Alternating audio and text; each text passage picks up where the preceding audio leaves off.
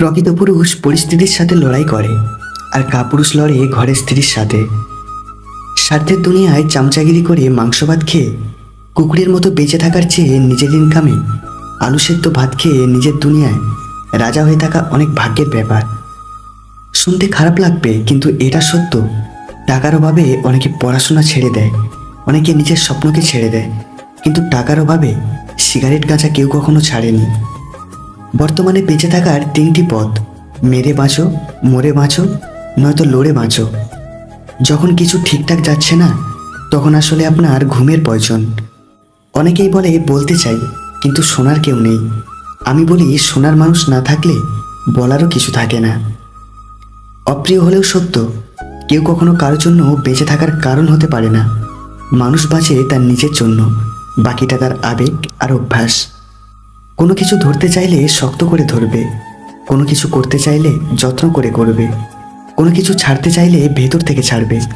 জীবনের প্রতিটি ক্ষেত্রেই স্ট্রং ডিটারমাইনেশন থাকাটা জরুরি। নিজেকে ভালো রাখার জন্য বেশি কিছু নয়, অন্যদের থেকে আশা কম রাখবেন, তাহলে আপনি ভালো থাকবেন।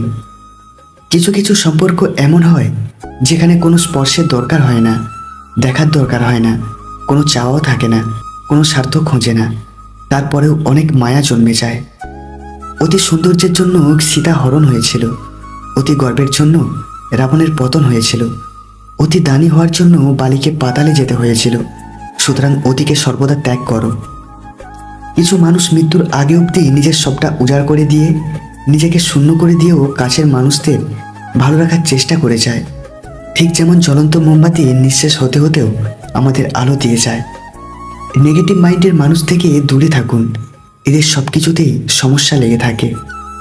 কারো সৌন্দর্যের প্রেমে পড়লে হয়তো তার থেকে বেটার কাউকে পেলে তাকে ভুলে যাবে। কারোর মায়ায় পড়ে দেখো, ব্যক্তিত্বর প্রেমে পড়ে দেখো, আজীবন তার কাছেই আটকে যাবে। সব কিছুতেই দেখি ডিসকাউন্ট পাওয়া যায়, তাহলে কষ্টের কি কোনো ডিসকাউন্ট হয় না? যত বড় হবে ততই টেনশন বেড়ে যাবে, আর টেনশন কখনো মানুষকে শান্তিতে থাকতে দেবে না। ওই টেনশন একদিন আমাদেরকে মৃত্যুর কাছে পৌঁছে দেবে।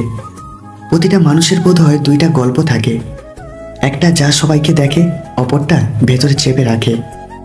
সাইকোলজি মতে যে মহিলার যোনিপথ ছোট হয়, সেই মহিলা পরকীয়া সম্পর্কে জড়িয়ে থাকার সম্ভাবনা কম থাকে এবং এদের যৌন চাহিদাও কম হয়। মানুষ তখনই তোমায় কষ্ট দিবে যখন তুমি তাকে নিজের থেকেও বেশি ভালোবাসবে।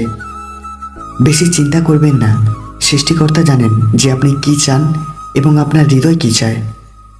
সুযোগ যদি তোমার দরজায় কড়া না নাড়ে, তবে নতুন একটি দরজা বানাও।